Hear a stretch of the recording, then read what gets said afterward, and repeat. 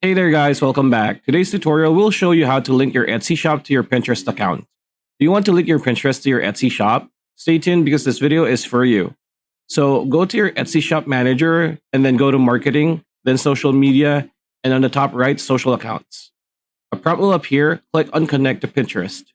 This should connect your Pinterest account to your Etsy shop. As you can see, they are now connected. Next, tap on create post. You have two options. You can either create a post from scratch or you can use recommended. Click on next and then you'll be able to modify the post to your liking. Click on next again and choose Pinterest. Then choose a board and click post and continue. It's that easy.